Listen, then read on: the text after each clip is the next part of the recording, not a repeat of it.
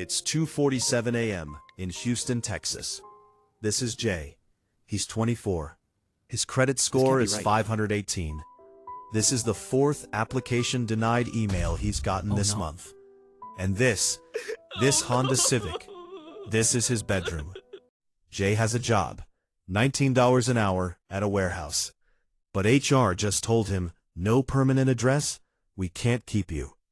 So Jay is in America, and he's homeless. All because of one number, 518. But 5 months from this moment, that same number will be 703. And the reason starts with a 14-year-old kid who asked him one question that no bank ever asked. If you're in the U.S., listen close, because Jay's story is the story of 110 million people. First, there's the 650 wall. Most decent apartments won't even look at you if your score is under 650. Jay's was 518. He was invisible. Second, there's the death loop. You need a job to get an apartment. You need an apartment to get a job. You need credit for both. Jay was stuck in that circle. Third, one mistake lasts 7 years.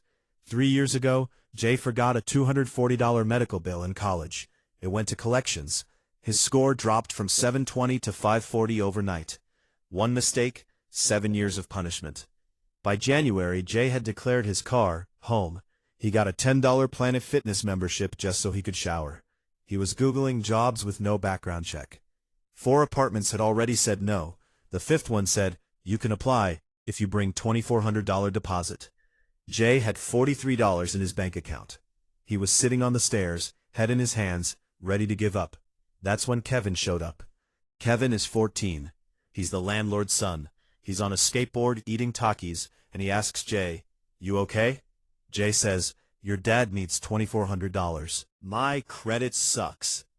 Kevin chews for 10 seconds, then says, bro, why don't you just pawn the bank? Jay freezes. What? How do you pawn a bank? Kevin shrugs. Like my mom pawns my Xbox. She gives the pawn shop the Xbox, they give her cash. She pays them back, she gets the Xbox. You give the bank cash, you get credit back. A 14-year-old kid just explained a secured credit card in 2 seconds, something no adult had explained to Jay in 3 years. That night, Jay went to the library. He Googled how to pawn the bank. First result, secured credit card. It clicked. A secured card means you give the bank $200 as a deposit. They hold it. In return, they give you a $200 credit card. You use it, you pay it on time, and in 6 to 12 months, they say, you're responsible. Here's your $200 back, and here's a real $1,000 card. They're training wheels for credit. But Kevin had said one more thing. You gotta show the pawn shop you want the Xbox back. How do you show a bank you're serious? That's where 2 hacks come in that nobody talks about. Hack 1 is called the 15-3 rule. Most people wait until the due date, the 28th, and pay the full balance. Wrong. Jay made 2 payments instead. On the 13th, 15 days before the due date, he paid 50% of his balance. On the 25th, 3 days before the due date, he paid the rest. To the credit bureaus, it looks like 2 on-time payments, and his utilization stays under 10%. In 45 days, Jay's score went from 518 to 591. Zero cost, just timing. Hack 2 is Experian Boost. Jay was already paying $15 for Netflix every month, but it never showed up on his credit report. Experian Boost is free.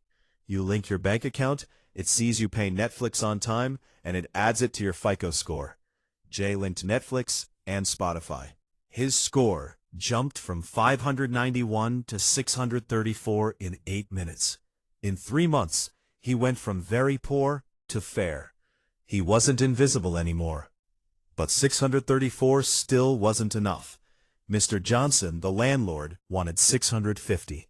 He said no again. Kevin told Jay, pawn shops want to see you got other stuff too. Translation, don't just show a score, show proof. So Jay made a 1-page rental resume. 4 lines. Experience screenshot. 12 months Netflix on time. Chime Bank. 6 months 0 overdrafts. Job letter. 40 hours a week, never late. Discover card. 3 months 100% on time. 9% utilization. Then Jay added the checkmate move.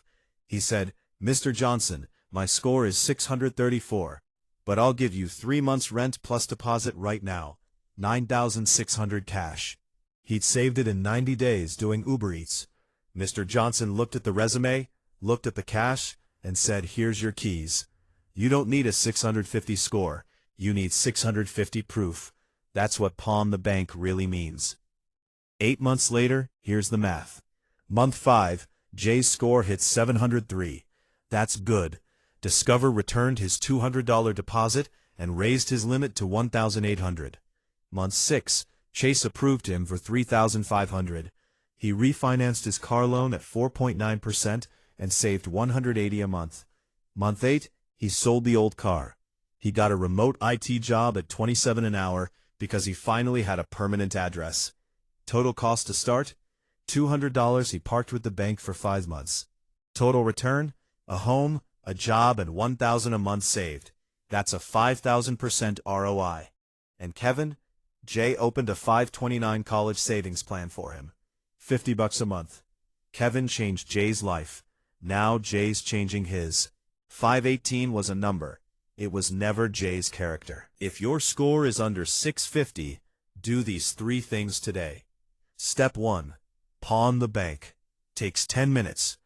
Google Discover It Secured or Chime Credit Builder. Put down $200. Those are your training wheels. Step 2. Use the 15-3 rule.